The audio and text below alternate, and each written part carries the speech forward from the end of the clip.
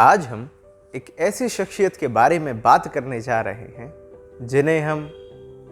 पद्म विभूषण, कुशल प्रशासक और लौह पुरुष के नाम से जानते हैं, किंतु उनको एक और नाम से परिभाषित किया गया,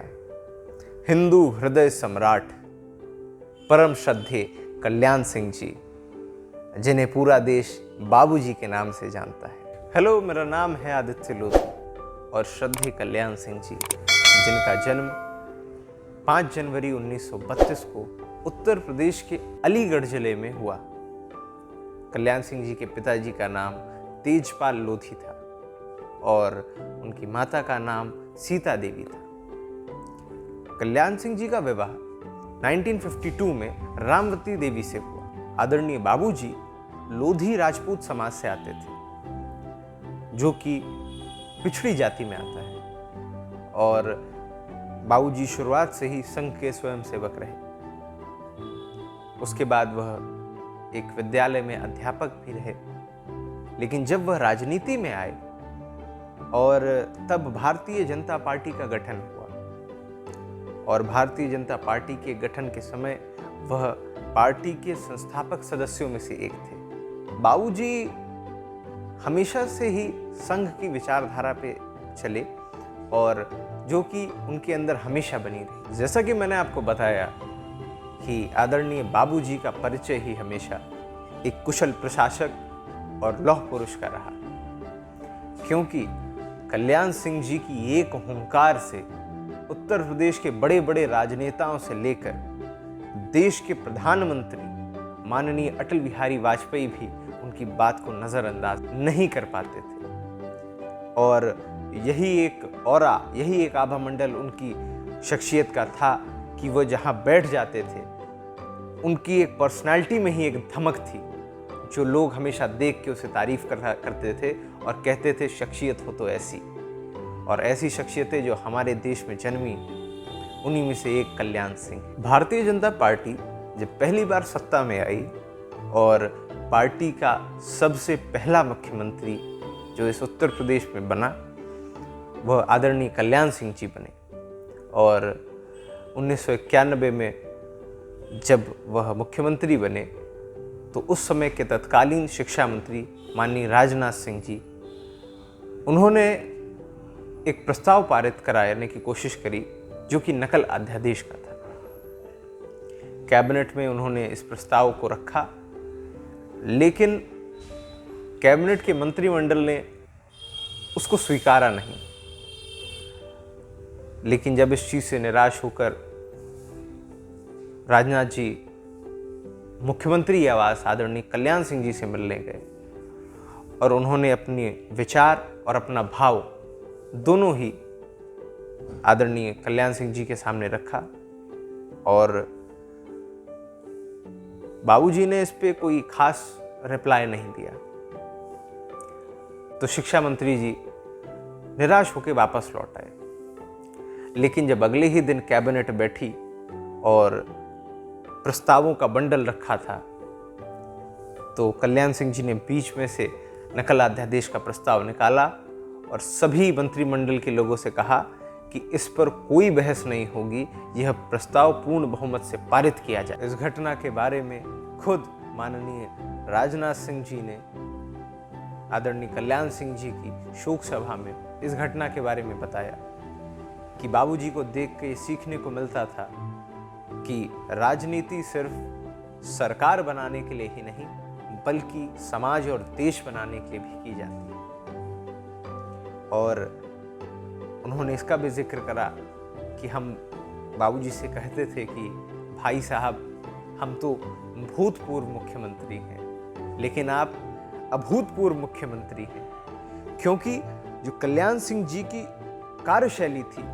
जो निर्णय लेने की दृढ़ता थी, वह दृढ़ता शायद हर राजनेता में नहीं होती, और यही शख्सियत जो कल्याण सिंह जी की उन्हें लोगों से अलग बनाती थी। कल्याण सिंह जी एक बहुत अच्छे वक्ता भी थे, और जब वह मंच से बोलते थे तो पब्लिक में बिल्कुल सन्नाटा छा जाता था और लोग उनकी तरफ कान लगा के बिल्कुल ध्यान से सुनते थे कि बाबूजी आज बोल रहे हैं। कल्याण सिंह जी हमेशा मन से एक चीज कहते थे कि जिस राजा के प्रसन्न होने से किसी को फायदा ना पहुंचे और जिस राजा के नाराज होने से किसी को नुकसान ना पहुंचे, वह राजा राजा कहलाने के लायक नहीं, वो राजा दो कौड़ी का होता है। यह सोच जो एक राजा ही समझ सकता है कि प्रजा को क्या चाहिए, ऐसी विचारधारा जो कल्याण सिंह जी में थी। और इसी वजह से शायद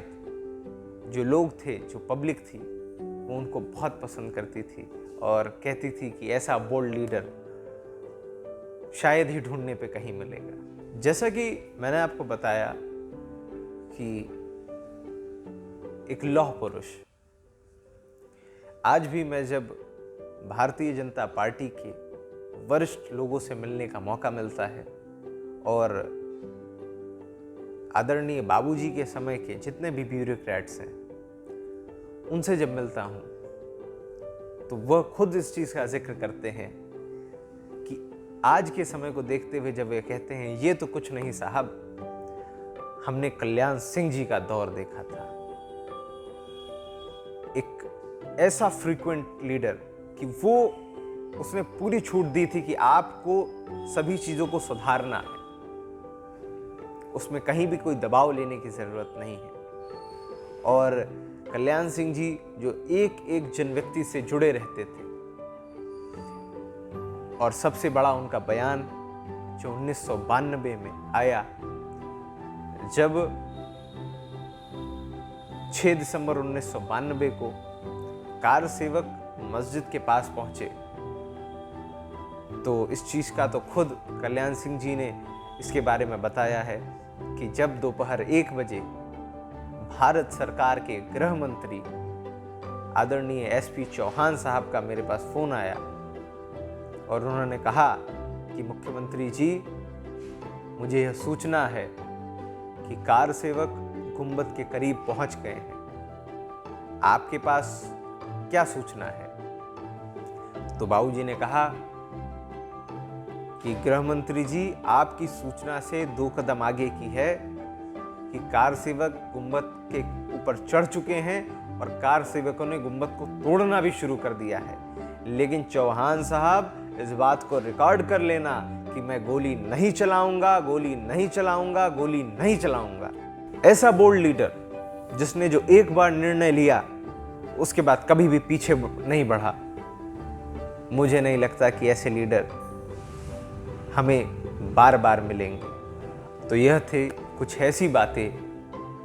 परम श्रद्धेय कल्याण सिंह जी के बारे में, और उनके बारे में और भी जानकारी के लिए मैं पार्ट 2 बनाऊंगा। लेकिन इस वीडियो से मैं आपको यह बताना चाह रहा था कि ऐसे बोल्ड लीडर्स जो हमारे देश में जन्मे और जिन्होंने पूरे विश्व में हमारा सिर गर्व से ऊंचा किया। अगर आपको वीडियो अच्छी लगी हो, इस वीडियो को सपोर्ट करिएगा, और अब आपसे मिलते हैं नेक्स्ट वीडियो में।